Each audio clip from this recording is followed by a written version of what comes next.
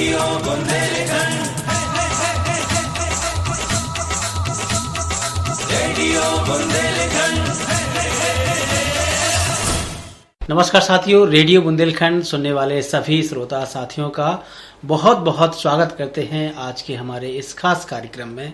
कार्यक्रम का नाम है मुझे हक है। साथियों, मुझे हक कार्यक्रम में हम संबंधित योजना से बातचीत करते हैं। संबंधित योजना कैसे क्या होनी चाहिए उस पर बातचीत करते हैं और बड़ा अच्छा लगा है कि आज हमारे साथ प्रभारी सहायक संचालक पिछड़ा एवं अल्पसंख्यक विभाग निवाड़ी से श्रीमान राघव पटसारिया जी आज हमारे स्टूडियो में उपस्थित हैं। बहुत बहुत स्वागत करते हैं आज के हमारे इस खास कार्यक्रम में।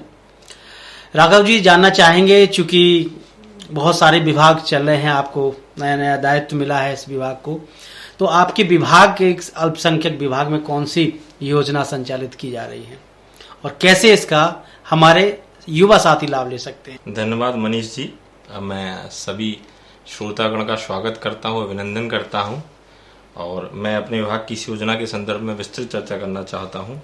इस योजना का मुख्य उद्देश्य बस यही है कि इस प्रदेश के, मेरे जिले के पिछड़ा वर्ग तथा अल्पसंख्यक समुदाय के जो स्वरोजगार लोगों को स्वरोजगार उपलब्ध कराना, इन समुदाय के लोगों को, और इसमें जो आवेदन करना होता है वो आवेदन जो है मध्य प्रदेश गवर्नमेंट का जो समस्त पोर्टल है जिसमें समस्त योजनाओं के आवेदन होते हैं, उस समस्त पोर्टल के माध्यम से जो हितग्राहियों को है वो ऑनलाइन आवेदन प्रस्तुत करने हैं और उस आवेदन में अपने समस्त दस्तावेज, आय, जाति, निवास, मार्कशीट, एस्टीमेट, इसके साथ साथ प्रोजेक्ट रिपोर्ट लगानी होगी और उसमें बैंक भी निर्धारित करना होगा कि किस बैंक के माध्यम से वो अपना लोन स्वीकृत कराना चाहते हैं। इस योजना में मुख्यतः जो हितग्राही होंगे वो पिछड़ा वर्ग अल्पसंख्यक समुदाय के लोग होंगे।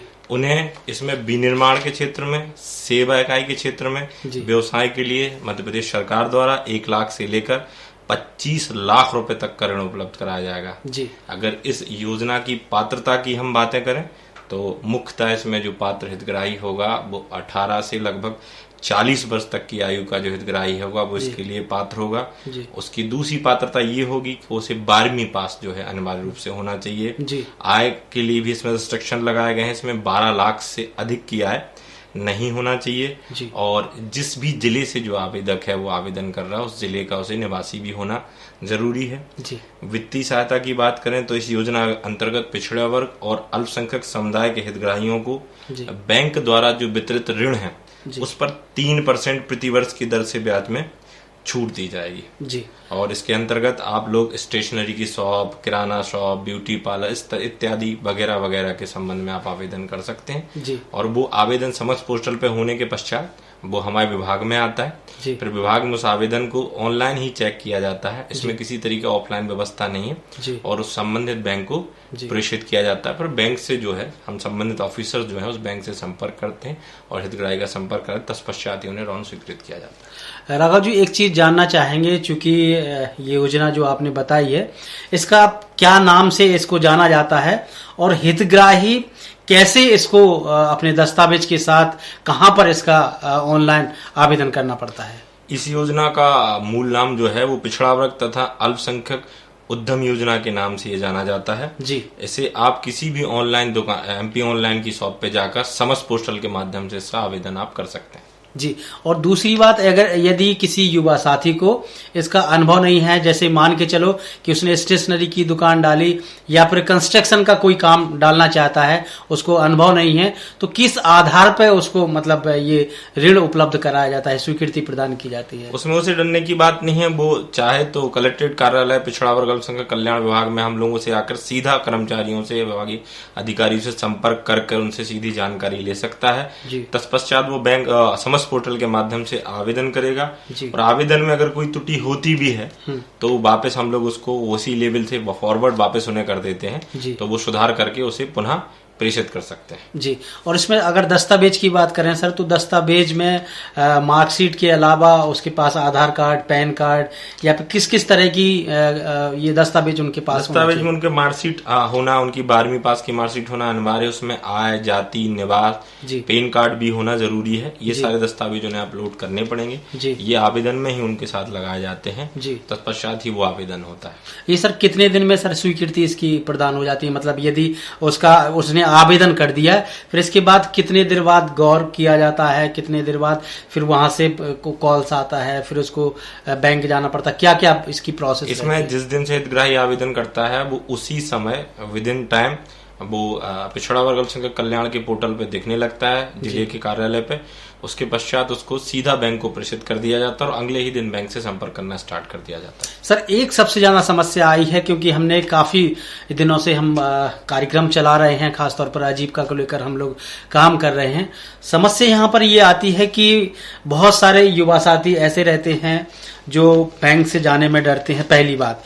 दूसरी बात, बहुत सारे बैंक कर्मचारी ऐसे रहते हैं कि आपका गांव में यदि 2-3 लोगों ने ऋण नहीं दिया है तो पूरे गांव को वो ऋण उपलब्ध नहीं कराते हैं। तो इस तरीके की समस्या देखने को और सुनने को मिलती है, तो इसके बारे में सर क्या कहेंगे? निश्चित तौर पे मनीष जी, मैं आपकी बात से सहमत हूँ। कई बार ऐसा होता है कि गांव में कुछ लोग डिफाल्टर बैंक हो जाते हैं जी। इसमें भी एक शर्त है कि जो हितग्राही उसे बैंक डिफाल्टर नहीं होना चाहिए जी। तो बैंक जो है बाकी शेष गांव के साथ ही उस तरीके से ट्रीट करने लगता है। लेकिन इस समस्या के संबंध में हम सारे ऑफिसर जाके बैंक से व्यक्तिगत तौर पर संपर्क करते हैं और हितग्राही सही है तो बार बार बैंक मैनेजरों से बात करके कोऑर्डिनेशन बिठा के मध्य प्रदेश सरकार और हम सब मिलके उनका ऋण स्वीकृत कराने का पूरा प्रयास करते हैं। क्योंकि सर यहाँ पर ये होता है कि बहुत सारे बैंक कर्मचारी जो रहते हैं वो कहते हैं कि हमारे पास बजट अभी आया नहीं है या फिर बजट आने वाला है। इस तरीके की जो समस्या रहती है वो कई बार सुनने को, क्योंकि बहुत सारे कॉल समय युवा साथियों के आते रहते हैं और वो कहते हैं कि सर हम आपने योजना के बारे में बताया, हमने ऑनलाइन आवेदन किया,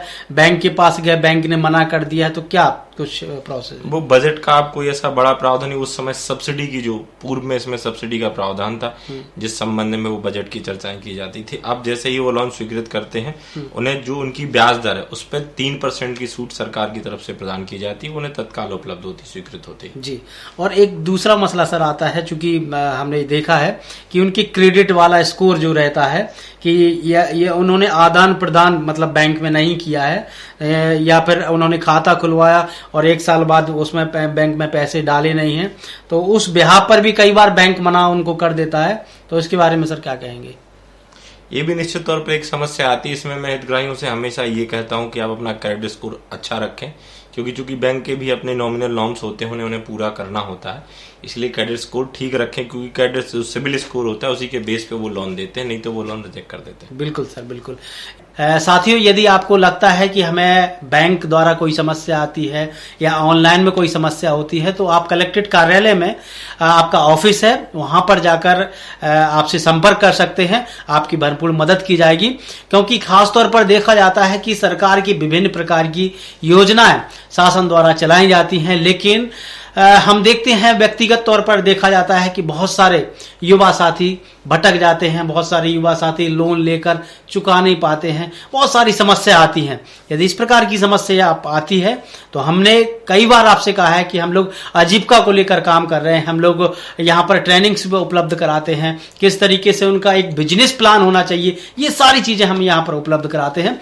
आशा करते हैं इस वाले वीडियो में आपको ये सारी चीज और ये सारी स्कीम्स के बारे में आपको जानकारी मिल गई होगी, क्योंकि आपके विभाग में बहुत सारी योजनाएं हैं। हम चाहेंगे कि हर सप्ताह में आपके और इस YouTube के माध्यम से, रेडियो बुंदेलखंड के YouTube के माध्यम से आप लोगों तक ये सारी योजना जो आपके विभाग से संचालित की जाती है उन योजना के बारे में आपको जानकारी मिले। सर, आपका बहुत बहुत धन्यवाद, आप हमारे साथ जुड़ने के लिए बहुत बहुत धन्यवाद। नमस्कार।